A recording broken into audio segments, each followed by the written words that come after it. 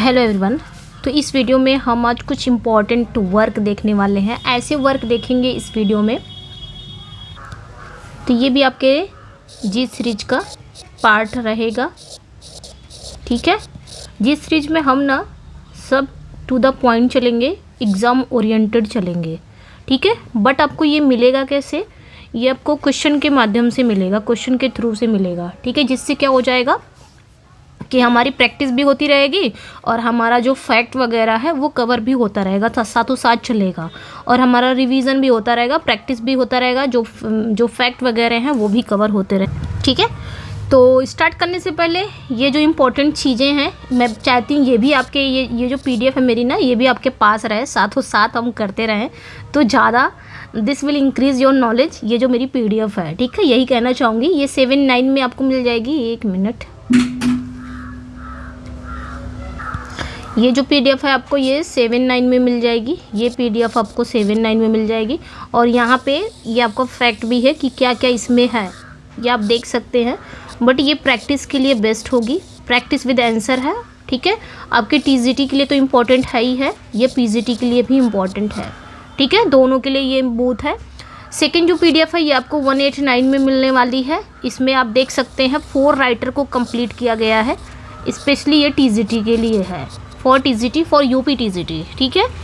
इसमें complete 4 writer को किया गया है। कंप्लीट है, टॉपिक वाइज कवर किया गया है, लेकिन 1 लाइनर के माध्यम से कवर किया गया है, यानी कि 1 लाइनर के थ्रू कवर किया गया है इसको, ठीक है। और सब कुछ टॉपिक वाइज कवर किया गया है। सिर्फ आपका क्या है, 1 लाइनर है ये, और हिंदी के साथ है, हिंदी एक्सप्लेनेशन के साथ है ये वाली मिलेगी आपको। और इसमें जैसे शेक्सपियर के कोटेशन वगैरह, लाइनें वगैरह सब हिंदी में उसको समझाया गया है बाकायदा। कोटेशन को भी हिंदी में बताया गया है कि क्या कह रहा है।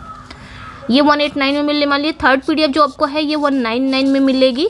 इसमें आप देख सकते हैं 2500 MCQs है इसमें, और प्रैक्टिस है ये आपकी है। ये जो इसमें भी 4 राइटर, कंप्लीट 4 राइटर कवर किया गया है, प्रैक्टिस के थ्रू कवर किया गया है। इसमें आपको प्रैक्टिस के लिए बेस्ट होगी ये PDF आपकी। हाँ, बुक फॉर्म में भी नहीं, अभी नहीं है, लेकिन जल्द ही इसको बुक फॉर्म में भी हम लेंगे, लेकिन अभी थोड़ा टाइम लगेगा। लेकिन अभी आपको ये अवेलेबल है PDF के फॉर्म में। प्रिंटेबल है, प्रिंट आउट निकलवा सकते हैं। बहुत सारे लोगों को दिक्कत होती है PDF में पढ़ने के लिए, तो उनके लिए है वो प्रिंट आउट निकलवा सकते हैं, ठीक है। ये हो गया। तो आप अलग अलग सिंगल भी ले सकते हैं इन PDF को, जैसे भी आपकी रिक्वायरमेंट हो। तीनों PDF लेना चाहते हैं तो ये 467 टोटल होता है तीनों PDF का, जिसमें आपको डिस्काउंट हो जाएगा। आप चैनल पे आप इस नंबर पे व्हाट्सअप कर सकते हैं, ठीक है। इस नंबर पे आप व्हाट्सअप कर सकते हैं, 8081848735 पे आप व्हाट्सअप कर सकते हैं। और अधिक जानकारी के लिए या जिनको PDF लेना है, इस नंबर पे व्हाट्सअप करके वो ये तीनों PDF ले सकते हैं।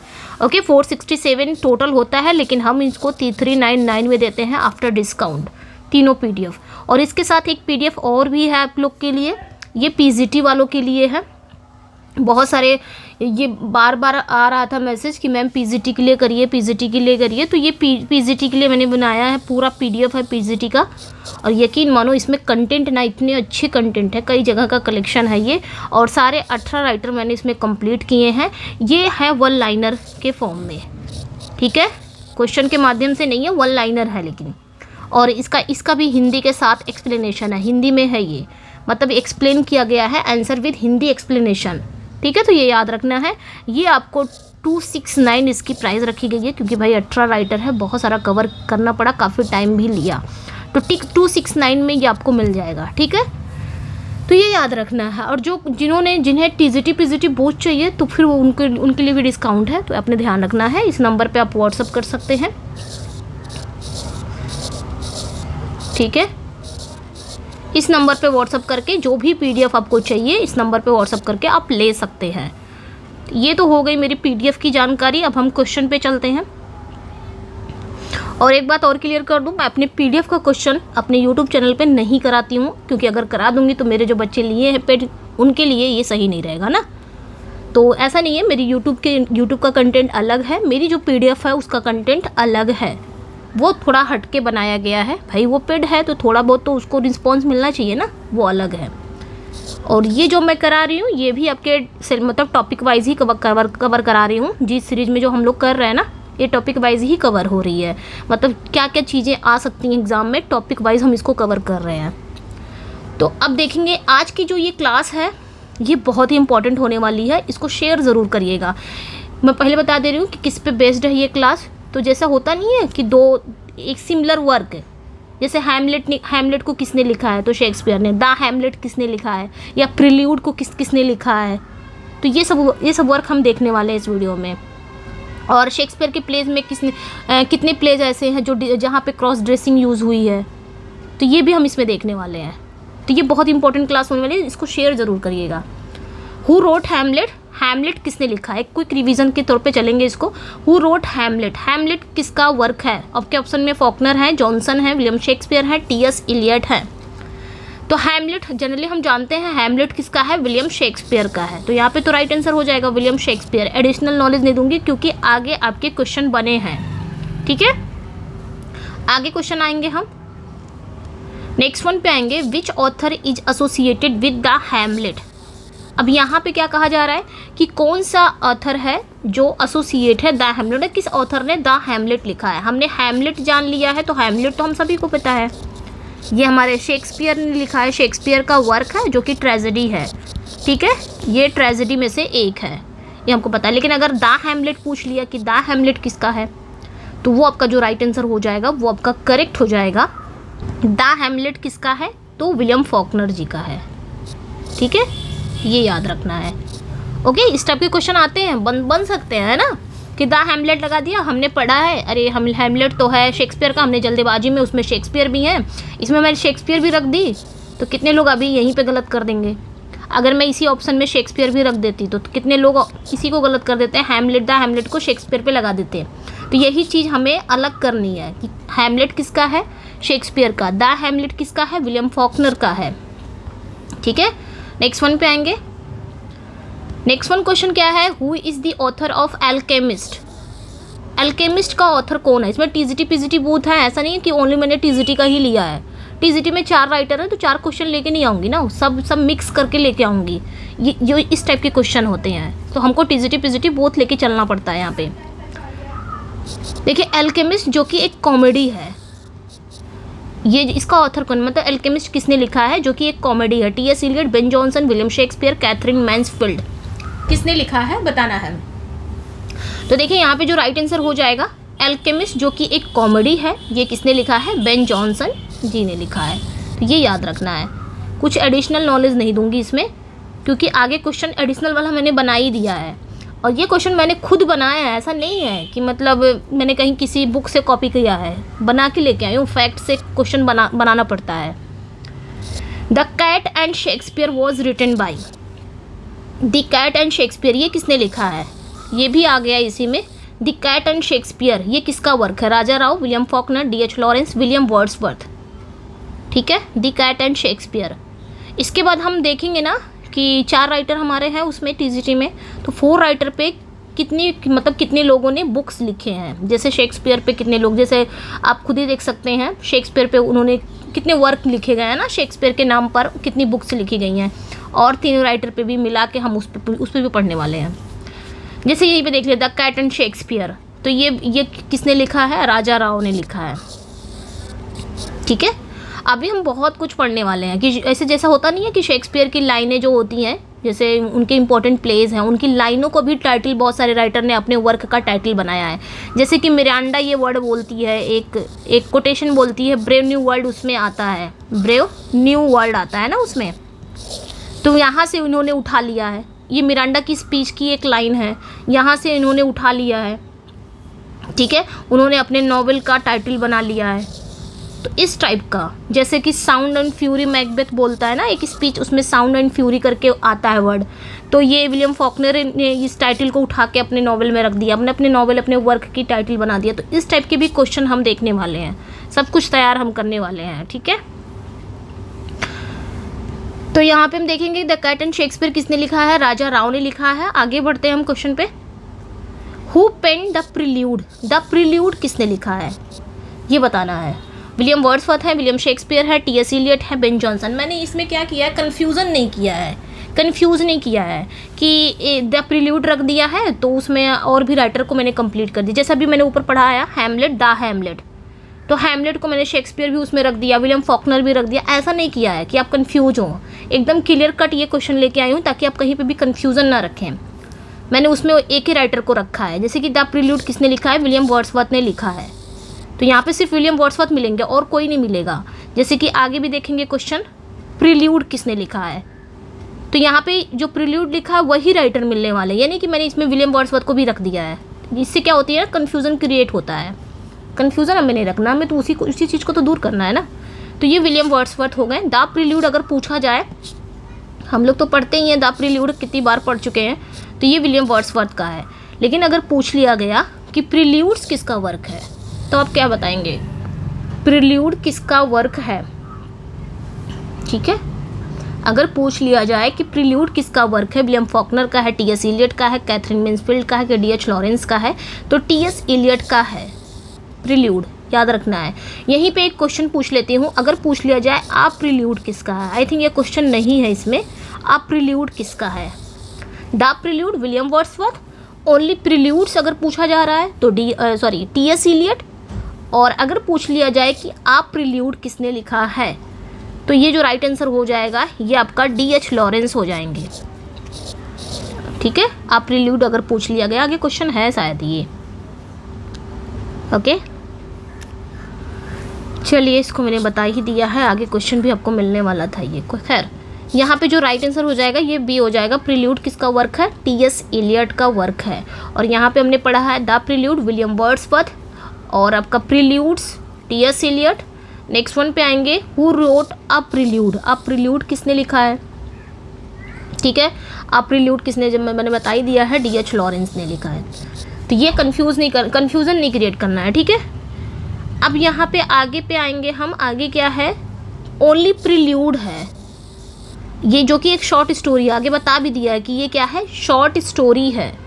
ये कब लिखी गई थी, मतलब किसके द्वारा लिखी गई थी, ये बताना है। ठीक है, ये आ प्रील्यूड था और ये प्रील्यूड्स था और ये द प्रील्यूड था। यहाँ पे यहीं पे देख सकते हैं, ये विलियम वर्ड्सवर्थ का ऑटोबायोग्राफिकल वर्क है द प्रील्यूड। इसमें दा लग गया, प्रील्यूड में दा लग गया, विलियम वर्ड्सवर्थ। ये सिंगल प्रील्यूड है जो कि एस भी है, इसमें प्रील्यूड्स है टी.एस. इलियट। और ये क्या है, इसमें आ लग गया, आ प्रील्यूड डी.एच. लॉरेंस।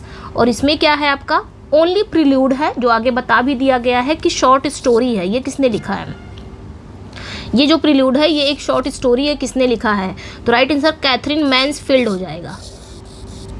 ठीक है, ये याद रखना है। अब हम नेक्स्ट क्वेश्चन पे आएंगे, who author to the memory of my beloved the author Mr Shakespeare. ये किसने लिखा है, जिसमें उन्होंने बहुत सारे लाइनें कही हैं, जैसे कि इसमें बहुत सारी लाइनें हैं, जैसे कि उन्होंने इसमें ये लाइनें कही है। अगर पूछ लिया जाए, by the way, soul of the age, आप लोग को याद होगा, soul of the age Shakespeare को इन्होंने कहा है ना, ये इन्होंने शेक्सपियर को कहा है, soul of the age Shakespeare को इन्होंने कहा है। तो ये इसी वर्क की लाइनें हैं। ठीक है, ये याद रखना, ये इसी वर्क की लाइन है। जैसे और उन्होंने कहा है द एप्लॉज, उसके बाद आपका क्या है, डिलाइट है। ठीक है, डिलाइट है, दी वंडर ऑफ आवर स्टेज, यही है ना, दी वंडर ऑफ आवर स्टेज। मैं इसलिए यहाँ पे बता दे रही हूँ ताकि कभी ये क्वेश्चन पूछा तो जाता ही है, ये सारे तो इंपॉर्टेंट ही हैं। Soul of the age Shakespeare को किसने कहा है, तो बेन जॉनसन ने कहा। ये वैसे राइट आंसर यहाँ पे बेन जॉनसन हो जाएंगे। तो किसने कहा soul of the age Shakespeare को, बेन जॉनसन ने कहा है। The applause, delight, the wonder of our stage, ये भी उन्होंने शेक्सपियर को ही कहा है। तो ये भी बेन जॉनसन ने कहा। कहाँ कहा है पूछ लिया गया, तो ये बेन जॉनसन का वर्क है, to the memory of my beloved the author Mr Shakespeare. ये बेन जॉनसन का वर्क है, इसमें इन्होंने ये सारी लाइनें कही हैं। और भी उन्होंने कहा है, जैसे कि एक लाइन और भी अपने याद रखना है, मार्लो की माइटी लाइन। ठीक है, ये भी इम्पोर्टेंट है, मार्लोस की माइटी लाइन। ओके, मार्लोस की माइटी लाइन, ये भी इन्होंने इसी में कहा है, मार्लोस की माइटी लाइन। मतलब मार्लो ने सबसे ज़्यादा ब्लैंक वर्ड्स को यूज़ किया है ना, सबसे ज़्यादा इन्होंने यूज़ किया है क्रिस्टोफर मार्लो ने, इसीलिए बेन जॉनसन ने उनको माइटी लाइन कह दिया है, उस मतलब ब्लैंक वर्ड्स का यूज़ करने की वजह से। और भी इन्होंने एक लाइन और कही है, thou hadst small Latin and less Greek. Thou had, इस तरह ना, thou hadst small Latin and less Greek, small Latin and less Greek. ठीक है, ये सारी बातें, ये तो मार्लो को कह दिया है उन्होंने, एक तो मार्लो को कह दिया, लेकिन ये जो है ये वाला ये वाला ये वाला ये सभी ये शेक्सपियर को कहे हैं। और शेक्सपियर को कहाँ कहे हैं? अपने इस वर्क में कहा है उन्होंने, अपने इस वर्क में। तो ये याद रखना है, ठीक है, मुझे यही बताना था। एक लाइन और है, स्वीट स्वान ऑफ एवॉन, ये भी इन्होंने इसी में कहा है, sweet swan of Avon, Shakespeare को इन्होंने कहा है, स्वीट स्वान ऑफ एवॉन, ये भी इन्होंने शेक्सपियर को ही कहा है, इसी में कहा है, इसी वर्क में। ठीक है, तो ये आपने याद रखना है। और भी बहुत सारी लाइनें हैं जो भी याद नहीं, जैसे माई जेंटल शेक्सपियर करके एक लाइन है, ये भी इन्होंने इसी में कहा है। ठीक है, तो इतना याद रखना है। मेरे कहने का मतलब है कि ये सारी चीज़ें आपको याद हो गई, लेकिन इन्होंने कहाँ कहा है ये भी पता होगा, किसने कहा है, बेन जॉनसन ने कहा, लेकिन इन्होंने कहाँ कहा है, तो इस वर्क में कहा है बच्चे। ओके, नेक्स्ट वन पे आएंगे। Who wrote on Shakespeare, on Shakespeare किसने लिखा है ये बताना है। ऑन शेक्सपियर किसने लिखा है? तो हम सभी को पता है कि ऑन शेक्सपियर किसने लिखा है, मिल्टन जी ने लिखा है, जॉन मिल्टन, ऑन शेक्सपियर। तो ये याद रखना है। ओके, आगे क्वेश्चन पे आते हैं हम।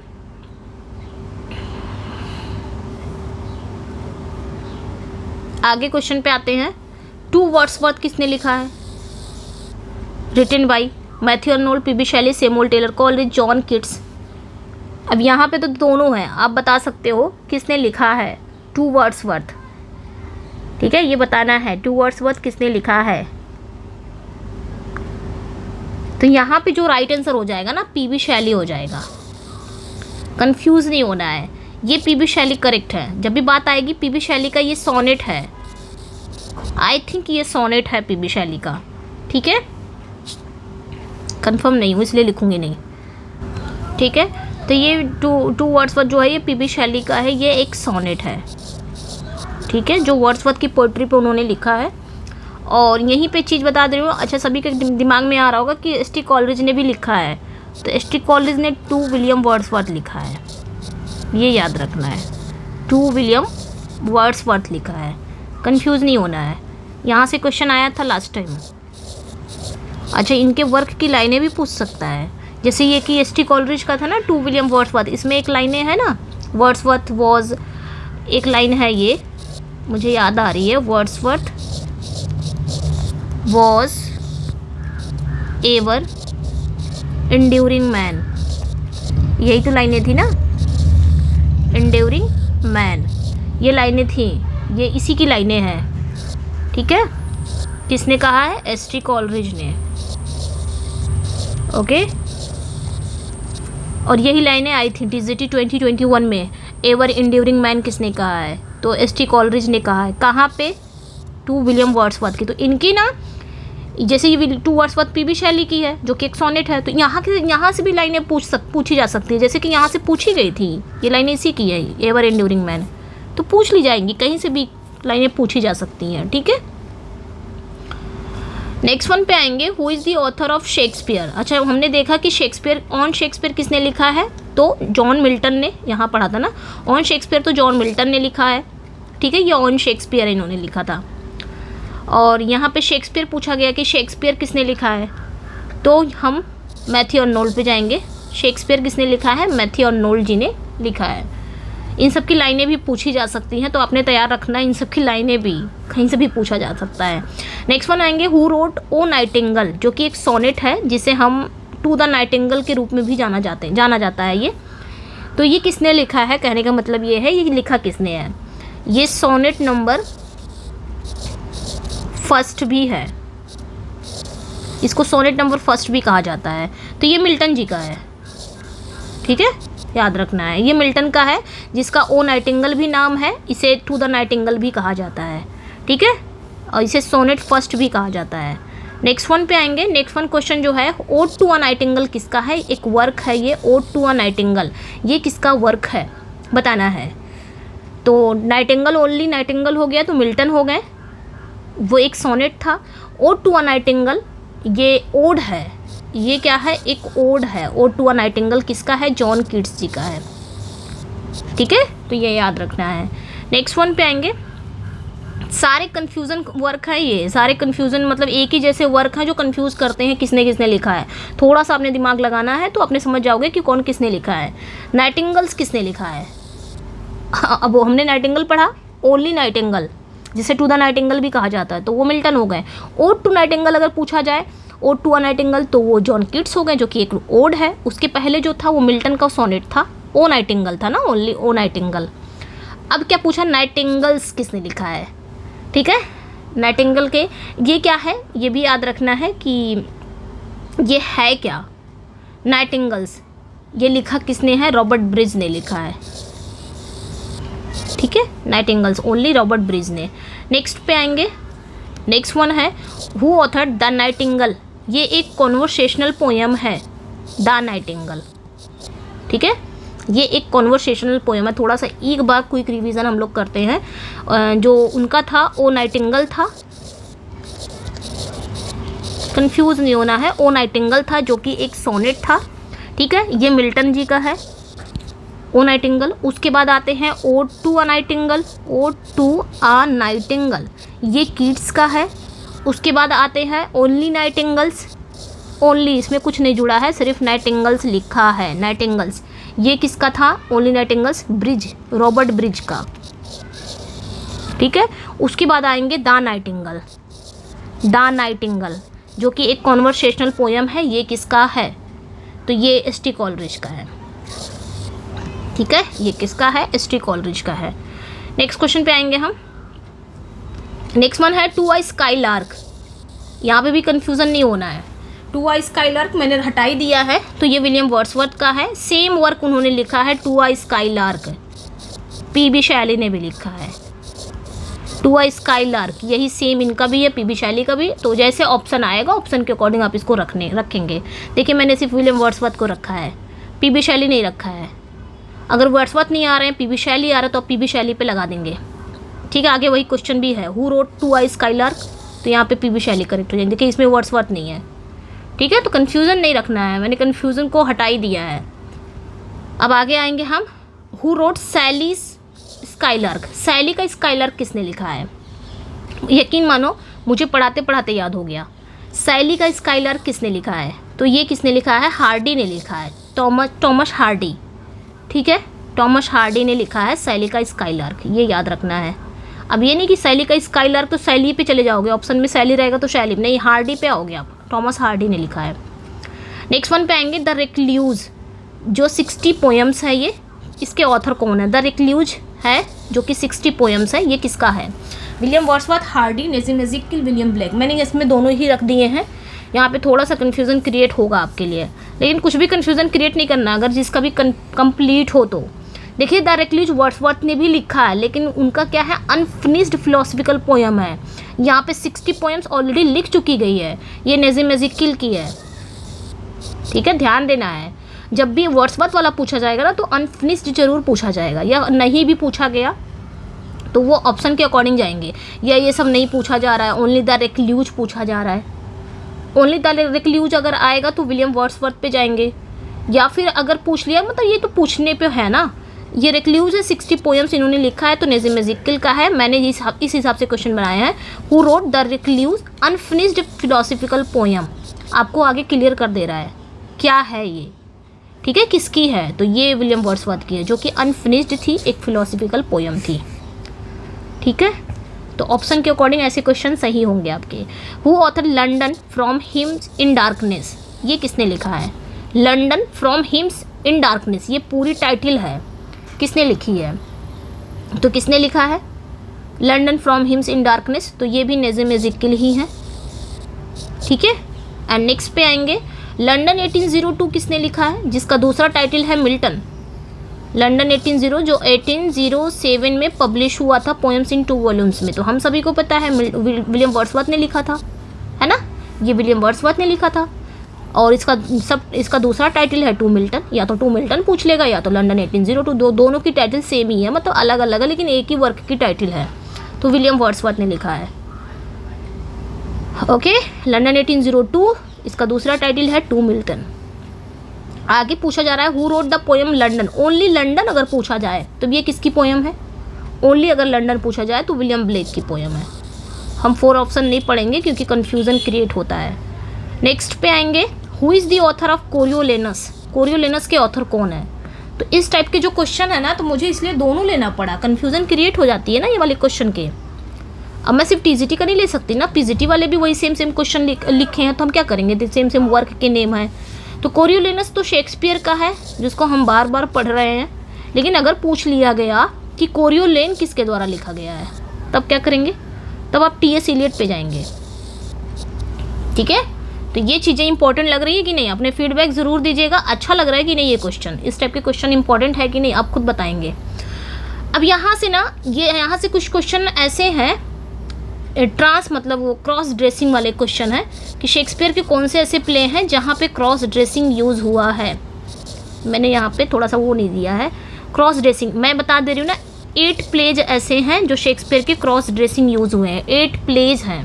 पूछा जाए कितने प्लेज हैं, बहुत सारे लोगों को पता होगा 5, बहुत सारे लोगों को पता होगा 7, लेकिन मेरे हिसाब से 8 प्लेज ऐसे हैं, मैंने चेक किया है। 8 प्लेज में जाके मुझे क्रॉस ड्रेसिंग दिखा है, तो हम 8 प्लेज को काउंट करने वाले हैं। जैसे कि पहला प्लेज कौन सा है, मर्चेंट ऑफ वेनिस में, दी मर्चेंट ऑफ वेनिस में है। दूसरा एज यू लाइक इट है, ठीक है। तीसरा है 12th नाइट, एक क्विक रिवीजन लेते हैं। चौथा है two gentleman of Verona, two gentleman of Verona.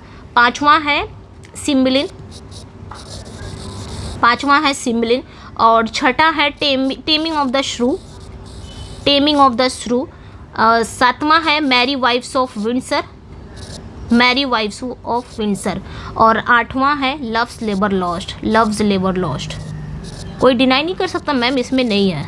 देखिए इसमें भी मतलब क्रॉस ड्रेसिंग हुई है। क्रॉस ड्रेसिंग हमें पता करना है, इन 8 प्लेज में है क्रॉस ड्रेसिंग। मैंने शॉर्ट फॉर्म में लिखा, आप एक जगह कहीं पे भी लिख सकते हैं अपने उसमें। अब इसी से रिलेटेड हम क्वेश्चन देखने वाले हैं, ठीक है। 8 प्लेज ऐसे हैं, यहाँ पे मैंने बता दिया है।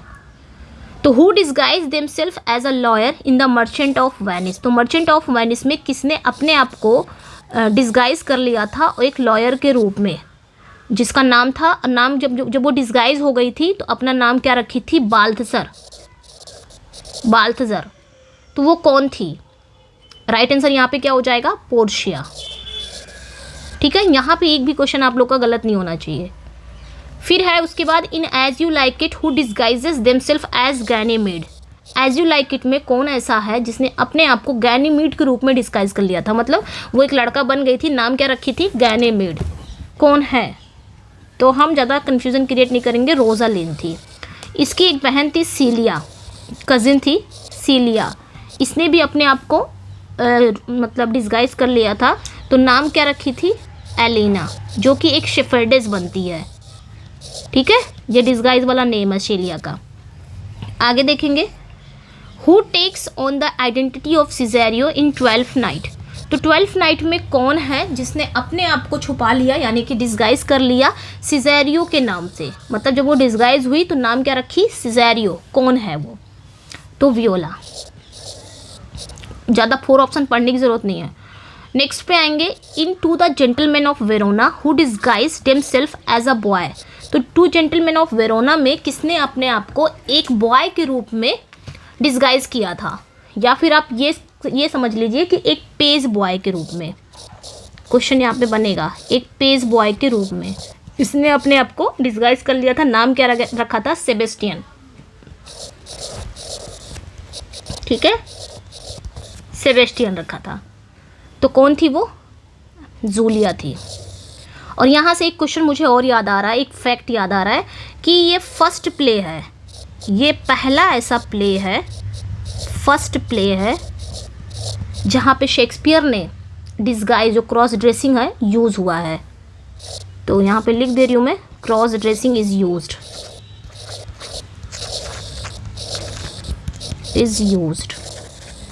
मतलब अगर पूछा जाए कि क्रॉस ड्रेसिंग कहाँ से स्टार्ट हुआ, मतलब कौन सा ऐसा प्ले था जहाँ से शेक्सपियर ने क्रॉस ड्रेसिंग का यूज़ किया है, तो ये पहला ऐसा प्ले था, टू जेंटलमैन ऑफ वेरोना, जहाँ पे सबसे पहले क्रॉस ड्रेसिंग की शुरुआत हुई थी। ठीक है, ये भी याद रखना है। नेक्स्ट क्वेश्चन पे आते हैं हम। अगला जो क्वेश्चन है आपका, who disguise themselves as a shepherd. Cymbeline, Cymbeline में किसने अपने आप को एक शेफर्ड के रूप में डिस्गाइज किया था? आई थिंक इसने अपना नाम फिडल रखा था। फिडल। ओ गॉड, एक मिनट।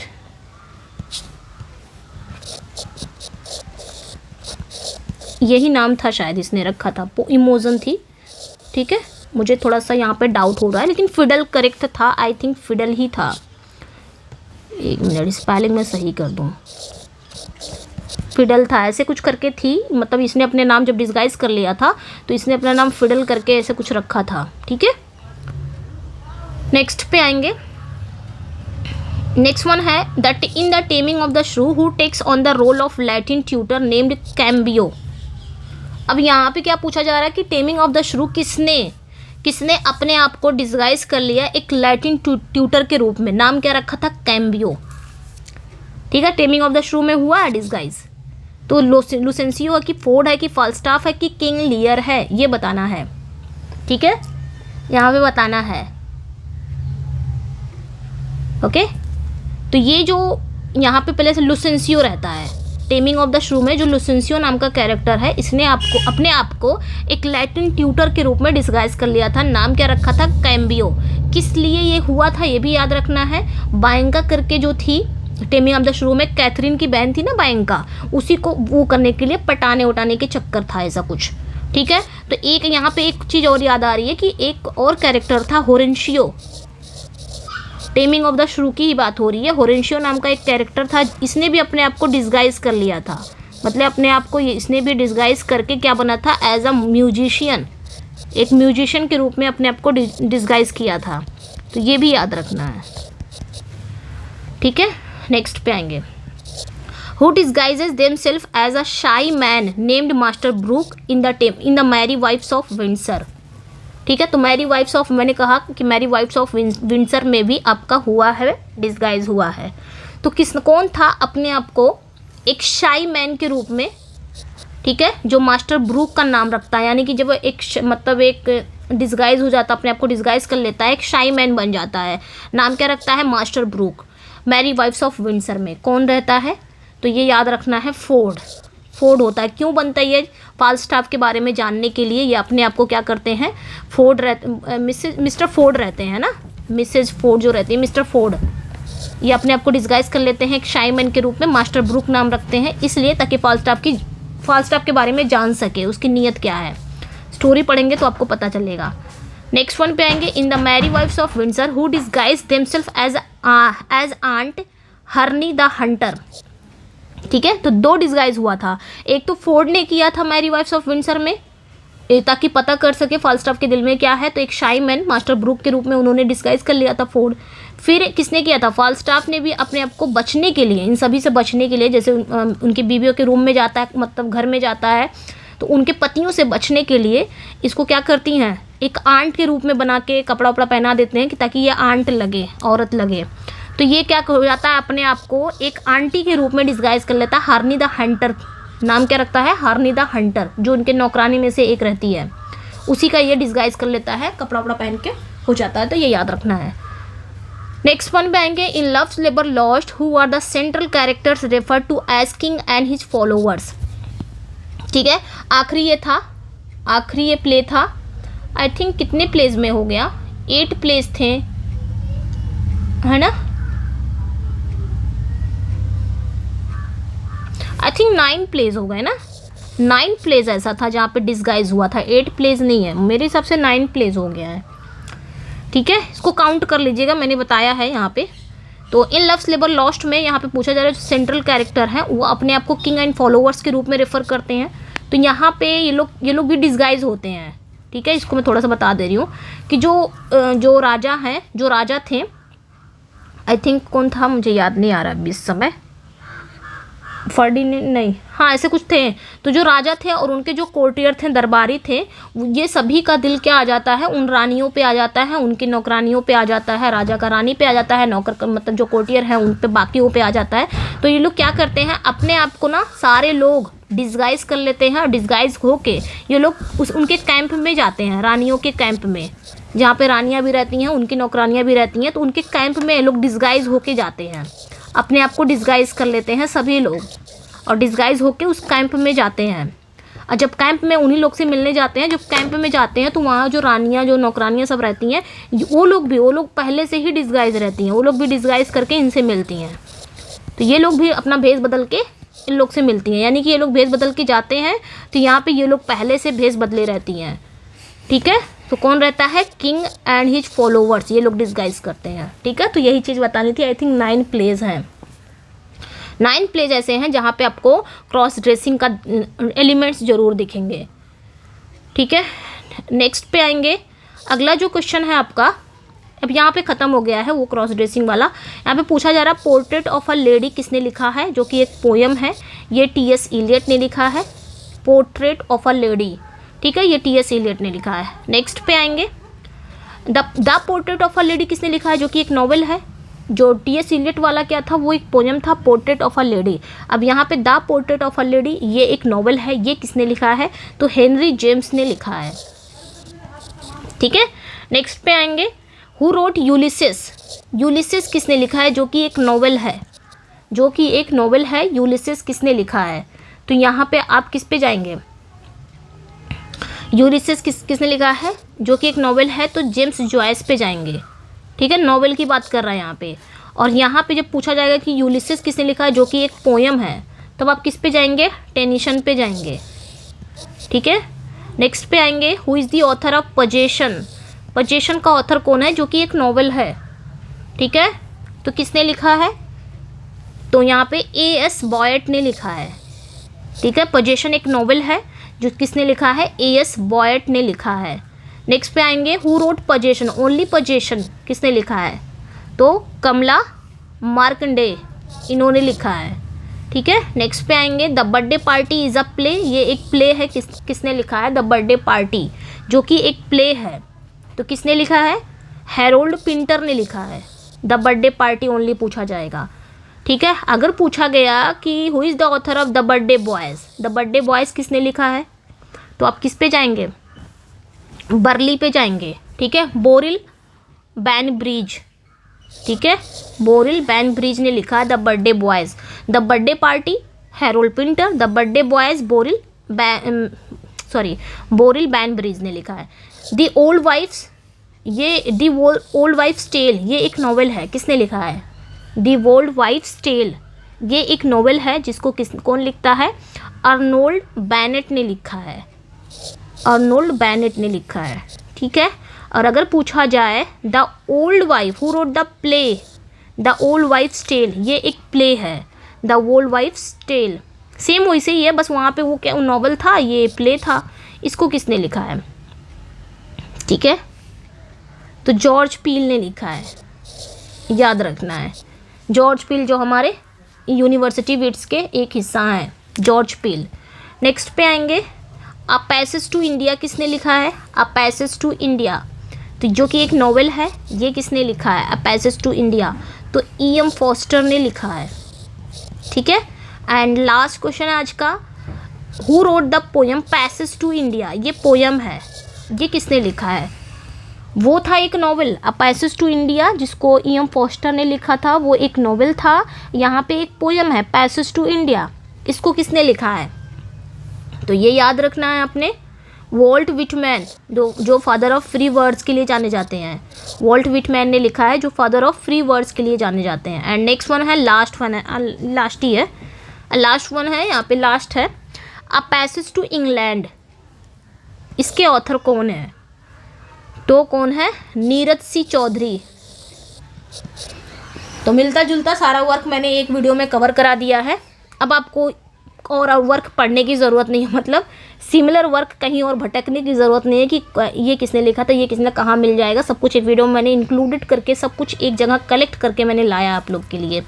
तो कैसा लगा अपना फीडबैक ज़रूर दीजिएगा, इसमें काफ़ी नॉलेज आपको मिलने वाली है ना। आप लोग ज़रूर अपना फीडबैक दीजिएगा। अगर आपका फीडबैक मिलता है तो इसी तरह हम और भी वीडियो लेके आएंगे, ठीक है। As per syllabus topic wise हम लेके आएंगे, तो अपना फीडबैक ज़रूर दीजिएगा। हाँ, जो कोई भी मेरा पीडीएफ लेता है, मेरी पेड पीडीएफ, वो इस नंबर पे व्हाट्सअप कर सकता है, ठीक है। इस नंबर पे आप व्हाट्सअप कर सकते हैं। इस नंबर पे टीजीटी की भी पूरी पीडीएफ कवर है और पीजीटी का भी पूरा पीडीएफ कवर है। जिनको भी पीजीटी में इंटरेस्टेड है वो इस नंबर पे व्हाट्सअप कर सकते हैं। पीजीटी का जो कर लिया ना, समझ लीजिए, मैं ये नहीं कहूँगी कि वो और कहीं से ना करे, भाई जहाँ से नॉलेज मिल रही है वहाँ से कर लो, ऐसा नहीं कहूँगी, लेकिन हाँ ये इनफ है। टीजीटी भी इनफ है। चलिए फिर मिलते हैं नेक्स्ट वीडियो में। Thank you for watching, bye bye. और ये वाला जो पीडीएफ चाहिए, ये वाला जो मेरे यूट्यूब पे जो पीडीएफ है, यूट्यूब वाली पीडीएफ जिसको चाहिए वो मेरे टेलीग्राम पे जुड़ सकता है, ठीक है। और टेलीग्राम का लिंक आप डिस्क्रिप्शन में मिल जाएगा। मेरे व्हाट्सअप पे भी जुड़ सकता है। व्हाट्सअप के क्विज़ विज़ होती रहती हैं, आपस में बच्चे डिस्कस करते रहते हैं, ठीक है।